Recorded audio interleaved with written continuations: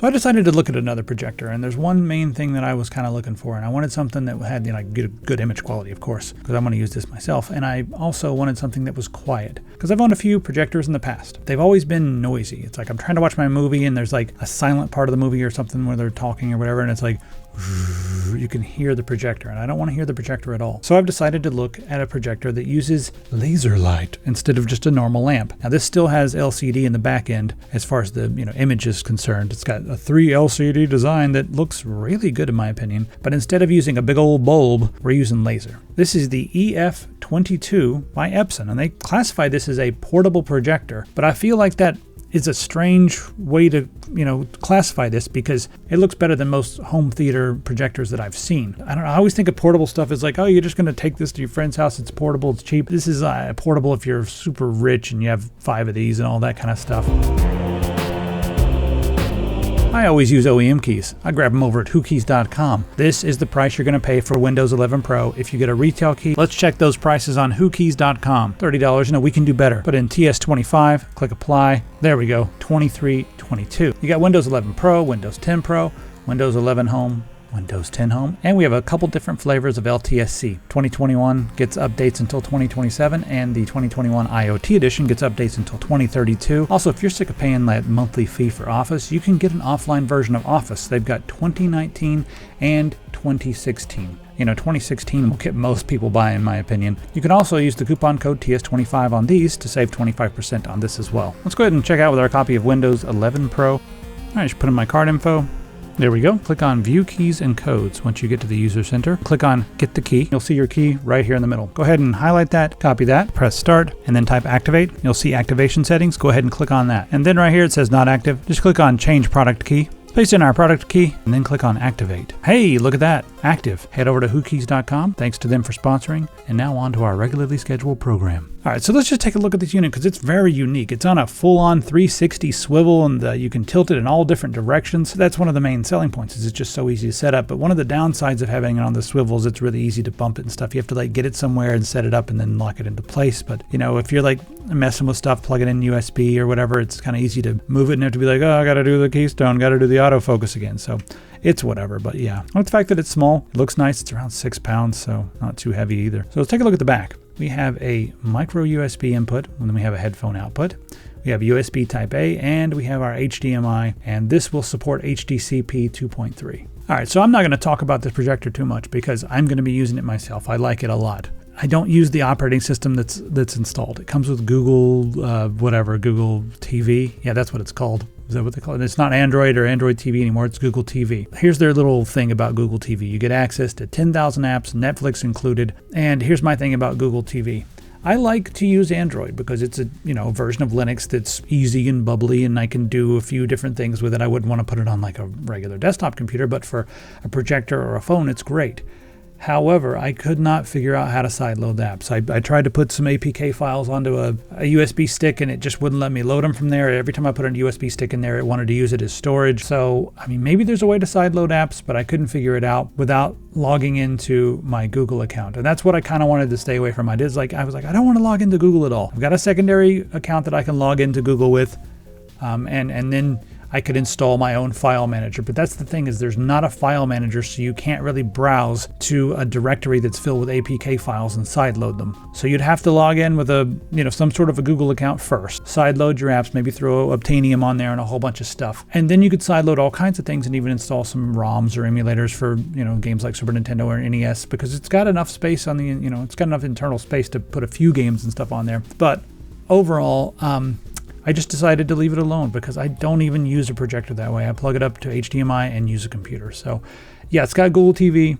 It's got Netflix and Amazon and 10,000 different apps that you can install, all kinds of stuff. So yeah, if you want to use that and not plug it up to anything, works fine. And that's the other thing to say about it, it being portable, is you can take it from room to room without the need to connect it to anything. It'll just run on the Wi-Fi. You just take it, plug it into the wall, and that's it. Aim it at whatever, point it straight up at the ceiling.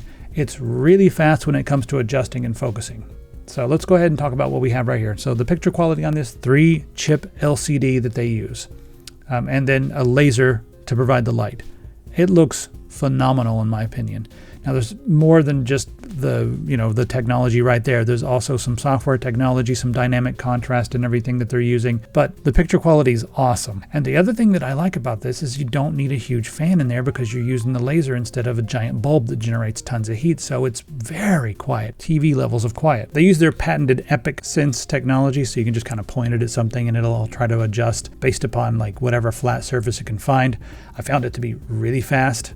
I do always go in and like do a few minor keystone adjustments, but it was super fast at focusing and adjusting things to my 80-inch screen that I have here. Brightness that you get out of a laser is also extremely impressive. Bright enough for a room with some windows open and some lights on. I generally run mine at a little bit lower brightness and the lights dim, but that's just how I do it. This is true 1080p as well, and it supports HDR10. This will display 16.77 million colors. It's 8-bit color, and the light source, they say 20,000 hours. Now this is a laser light source. A laser. If you watch like 3 hours of video a day, it'll take almost 20 years or around 20 years, I think, to use up the laser. But I mean, they're saying 20,000 hours. I mean, really, lasers are generally good from 20 to 50,000, but they're just saying 20,000 because you're probably never going to have to change it. So no more changing bulbs.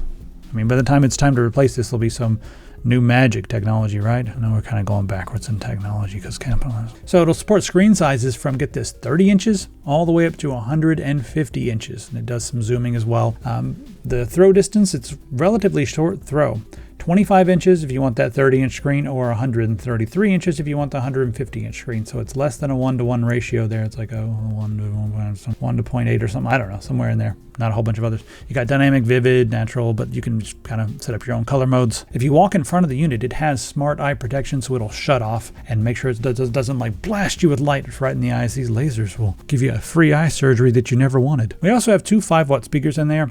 And while they're not extremely bombastic, there's not a lot of boom in the bass. I mean, I feel like they're kind of tuned for voice and for like the mid ranges. You know, stuff will sound crunchy and voices will sound nice and clear. I generally don't use the speakers that are on board, but they're there if you need them. The fan noise on this, they say, ranges from 15 to 22 decibels, which makes total sense because my room's like 40 decibels just sitting here and I can't hear this thing. So yeah, that little mini USB right there, that is just for service. The dimensions on this unit are 9.3 by 7.5 by 7.5. It weighs 6.6 pounds. We also have a remote control it's a standard remote control. I don't like talking about remote controls. It's got all the buttons you need on it, right? It's got whatever you want, special fast buttons to go do things. We got Wi-Fi 2.4 gigahertz and 5 gigahertz is supported, and it's wireless AC, so nothing fancier than that, but it's probably all you need for streaming these days. Bluetooth 5.1 class 1, and it's 1080p at 60 FPS. If you want to run it in eco mode, you can do that. It'll use 75 watts, otherwise the normal mode is only 105 watts. All right, let's talk about why I like this. It's really just the sound and the picture quality. That's pretty much it. It looks awesome. You can probably get better for a couple $1,000s, but this price range, I don't know. Can you? I'm not going to use the onboard operating system. You can do whatever you want. I'm going to plug mine straight up to HDMI and then just use a computer with a keyboard and a mouse, the whole deal, and I can do whatever I want. And that's all I need. I just want a projector that can do that, and this lets me do that. I don't have to connect to the internet. I don't have to connect to Wi-Fi. I could just plug it up and use it. So when I first turned it on, it did make me enable the Wi-Fi. Like, it wouldn't let me go through the first little bit of everything until I enabled the Wi-Fi. Then it downloaded an update, and then I got into the Google TV operating system, and it didn't make me sign up to Google stuff. And then I was actually able to go in and toggle Wi-Fi off. I guess it just wanted to like download that update. It really did. After that, I switched over to HDMI, and that's just where it's been. Just been on HDMI, and I use my computer with Jellyfin, and it works just fine. I think mainly I just wanted to show you this because it's a cool, unique package with some amazing image quality. I'm now completely sold on laser as a light delivery mechanism, or a video delivery mechanism for these things. While the projection system on this is LCD, it looks better than I think any LCD that I've seen, especially in this price range. So I'm not sure why that is. Maybe it's their 3 LCD design. Also, I will note that there are some laser, like pure laser systems that are better.